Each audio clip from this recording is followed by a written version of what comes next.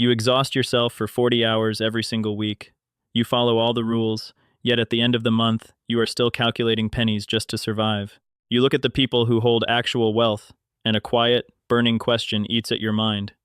What exactly do they know that you do not? What is the hidden formula they are using to build financial empires while you are constantly drowning in bills?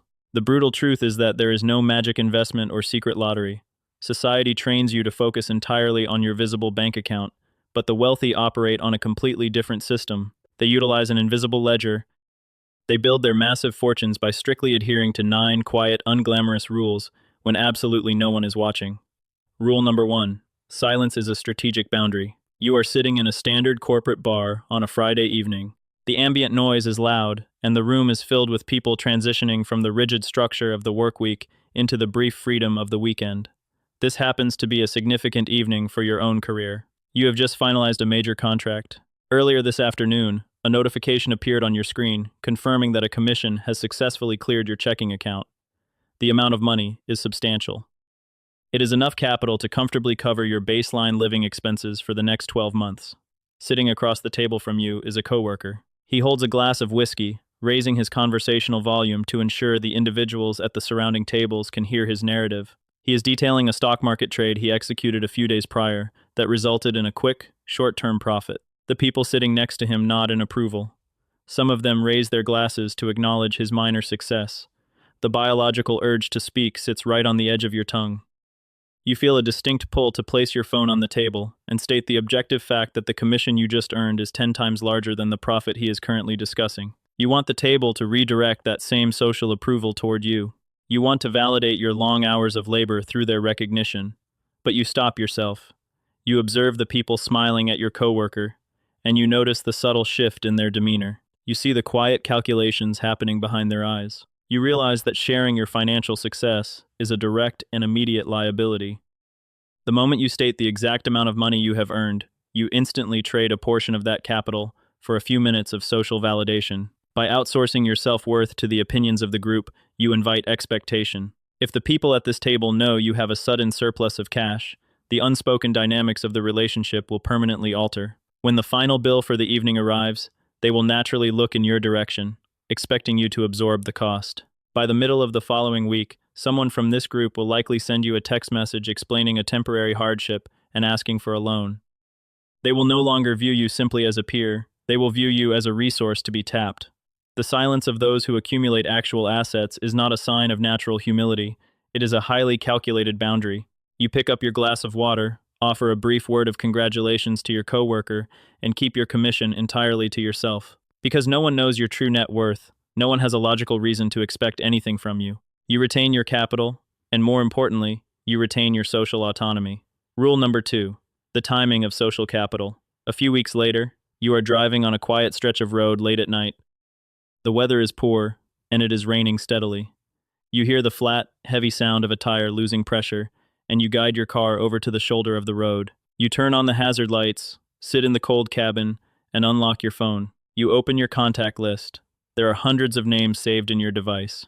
You scroll through the list of former colleagues, casual acquaintances, and neighbors. You scroll from the top to the bottom, and a clear, uncomfortable realization occurs to you. Out of the hundreds of people listed, you do not know who you can call for assistance. Every name in your phone represents a purely transactional relationship. You reflect on your communication habits and recognize that you only initiate a conversation with these individuals when you require a specific outcome. You contact them when you need a professional favor, when you are looking for an introduction to a hiring manager, or when you are stranded on the side of the road. You treat your social network exactly like a commercial bank account, but you only ever visit the bank when you need to make a withdrawal. People possess a highly tuned intuition for transactional behavior. They do not want to be treated as stepping stones or emergency contingencies. They do not want to answer the phone for someone who only appears when there is a problem to be solved. The individuals who always seem to secure unlisted job opportunities, or find the most reliable professionals before the general public is even aware of them, do not rely on random chance. They understand that a relationship must be established and nurtured long before it is utilized. They send a brief message on a Tuesday morning simply to ask how a former colleague is doing, deliberately omitting any requests or underlying agendas. They offer to pay for a coffee, just to catch up and listen. They make consistent, low-cost deposits into their relationships. You lock your screen, search the internet for a 24-hour towing company, and pay a premium service fee out of your own pocket to compensate for a network you failed to build. Rule number 3, the illusion of control. It is 8 o'clock in the evening on a Tuesday.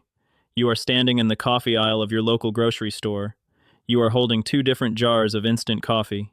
You are looking back and forth between the price tags on the shelves, dividing the cost by the number of ounces in your head. You spend 10 full minutes standing in that exact spot, trying to determine which jar will save you 15 cents. At the exact same time, sitting on your desk in your apartment, there is a credit card statement. It carries an annual interest rate of 24%. You have left that envelope unopened for 3 weeks because you do not want to face the reality of the balance inside. You are confusing physical busyness with financial strategy. Standing in a supermarket aisle, calculating the price of pennies, provides your brain with a temporary sense of comfort. It gives you the illusion that you are actively managing your money and exercising responsible behavior. Your brain prefers to solve the 15-cent problem because the math is easy, the stakes are low, and the result is immediate. But this busyness is a cognitive distraction. You are using the grocery store math to hide from the structural vulnerabilities in your life. You actively avoid asking yourself the difficult, systemic questions. How many months could you survive if your primary source of income was eliminated tomorrow morning? How much of your daily labor is being transferred directly to a financial institution to service compound interest? People who achieve actual financial independence do not waste their limited cognitive energy comparing the price of coffee beans. They sit down in a quiet room, confront the large and uncomfortable numbers regarding their debt and their income, and fix the foundation of their finances so they never have to experience anxiety over a grocery bill again. Rule number 4. Copy the discipline, not the result. It is the end of the fiscal quarter, and your department has successfully met its corporate targets.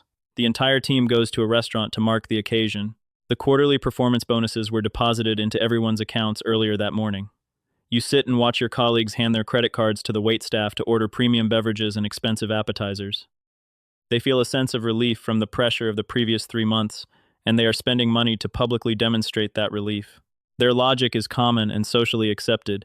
They worked 60 hours a week, they endured the stress of the corporate environment, and therefore, they believe they deserve to experience a higher standard of living for one night. You sit at the table, consume the meal you ordered, pay for your specific portion with cash, and leave the restaurant early. The next day, you hear a rumor circulating the office that your coworkers think you are a tight-fisted person who does not understand how to enjoy the rewards of hard work. To build an actual base of assets, you have to be willing to look entirely uninteresting to the people around you. A common trap for the middle class is attempting to replicate the end results of wealth without replicating the boring, repetitive habits that created that wealth in the first place. You see the cars, the watches, and the restaurant bills, and you assume that adopting those consumption patterns makes you wealthy. Letting a good week of income justify a permanent increase in your baseline expenses is a fundamental mathematical error. The bonus you receive today is a singular event. It does not lower the recurring cost of your rent tomorrow. You walk away from the dinner table early because you understand the basic premise of accumulation. You cannot spend your way into financial security. Rule number 5. The spreadsheet is an objective mirror. It is 2 in the morning. The apartment building is completely quiet. You are sitting at your desk with your laptop open. You have made a decision to accurately track your expenses for the previous 30 days. If a stranger asked you how you manage your personal economy, your memory would provide a highly optimistic summary. Your memory would tell you that you are a careful consumer, that you rarely make impulsive purchases, and that you reliably save 15% of everything you earn each month. You open your banking application and begin the tedious process of entering your transactions into a spreadsheet. You type in the recurring digital subscriptions you forgot to cancel. You log the premium rideshare services you utilized when you were too tired to navigate public transportation. You enter the late-night online purchases you made out of sheer boredom. When you highlight the columns and the software calculates the sum, the result shows that you only retained 4% of your total income. When it comes to money, human memory is inherently flawed. Your brain naturally filters out your daily moments of weakness in order to protect your self-esteem and maintain your identity as a responsible adult. It highlights the one evening you decided to cook a meal at home, but it quietly erases the 4 times you ordered expensive food delivery during that same week. A spreadsheet is entirely devoid of emotion. It does not care about your good intentions, and it does not listen to your internal justifications. it simply records the reality of your actions. It is an objective mirror that reflects exactly how many times you prioritize temporary comfort over long-term security. You must stop relying on the fictional narrative constructed by your memory and start relying on the raw data presented on the screen. Rule number 6. 10 minutes to dismantle the blame. It is a Sunday afternoon. You are lying on the sofa in your living room. You reach for the remote control to turn on a movie and passively consume the next 2 hours. You carry a familiar narrative in your head regarding your financial position. You believe that your economic struggles are the direct result of a flawed education system. You frequently tell yourself that, because your high school teachers made you memorize historical dates instead of teaching you how a mortgage works, you cannot be held entirely responsible for your lack of capital. You blame the curriculum. You blame your parents for not passing down investment knowledge. Blaming the system is a highly comfortable habit because it completely removes the burden of personal responsibility. You look at the remote control in your hand. You put it down on the table. You pick up your phone, open a search engine, and type a simple sequence of words. How do broad market index funds work? You read the top result. Then you search for another fundamental topic, how to calculate the marginal tax rate. You spend time reading a basic, factual breakdown of tax brackets. You check the time on your screen. Exactly 10 minutes have passed. The gap between remaining in the dark and understanding the basic mechanics of money is not always a matter of inherited privilege or elite schooling. Often, it is simply a matter of 10 minutes. It is 10 minutes of choosing to read a dry, factual article instead of watching a highly entertaining video. No academic institution is going to knock on your front door and hand you a customized manual on how to protect your income. The excuse that no one ever taught you ceases to be mathematically valid the moment you hold a device with access to the internet. You are no longer held back by a systemic lack of education. You are held back by a personal lack of curiosity. Rule number 7. The asymmetrical nature of trust. Think back to a specific situation 2 years ago. You miscalculated your budget for the month and found yourself short on the funds required to pay your rent. You sent a message to a friend, asking to borrow a modest sum of money. You gave your word that you would transfer the funds back to his account by Friday afternoon. Friday arrived, and your corporate paycheck cleared. However, on your way home, you saw a promotional advertisement for a piece of consumer electronics you had been wanting. You reasoned with yourself. The loan from your friend was small, his career was stable, and he would not mind if you took a few extra weeks to repay him. You purchased the item and eventually returned his money a full 30 days late. You assumed the matter was resolved without consequence. 6 months pass. You are looking to transition to a new company, and you need that same friend to put in a good word for you with his department manager. You ask him for the professional favor. When you look at his face, you notice a brief, almost imperceptible hesitation in his eyes. He agrees to make the introduction, but the slight delay in his reaction tells you everything you need to know. He no longer trusts the weight of your word. Reliability is an incredibly mundane and unglamorous trait. No one will ever throw a party to celebrate the fact that you paid your credit card statement on time for 10 consecutive years. But trust is an asymmetrical currency. It takes years of consistent behavior to accumulate, and it only takes one decision of pure convenience to bankrupt. The moment you compromise your word for a minor, short-term benefit, you lose the most valuable, intangible asset you possess. Your reputation is a silent metric that enters every room with you. You can work overtime and recover the money you spent on the electronics, but you cannot easily erase the hesitation in another person's eyes once they realize your promises are subject to your convenience. Rule number 8. Borrowing 2 decades of experience. You are standing in the office break room. Pouring a cup of coffee next to you is an older colleague. He is roughly 5 years away from retirement. He wears plain, faded shirts and drives a basic, older model vehicle to work every day. The younger, more ambitious employees in the office usually ignore him, assuming his traditional approach to work means he has nothing valuable to offer in a modern, fast-paced economy. Instead of trying to sound intelligent or discussing the latest industry trends, you look at him and ask a direct, unconventional question. What was the worst financial mistake you ever made, and what exactly did it cost you? He pauses, places his cup on the counter, and offers a slight smile. He tells you about a time in his early 30s when he followed the advice of a charismatic friend and invested his savings into a speculative business venture that he did not fully understand. He explains the mechanics of how the business folded and how he lost the entire sum of his capital in a matter of days. After finishing the story, he pulls a receipt for his lunch out of his pocket, folds it neatly, and places it in his wallet to track his daily spending. You do not need to purchase expensive seminars to learn how to manage risk.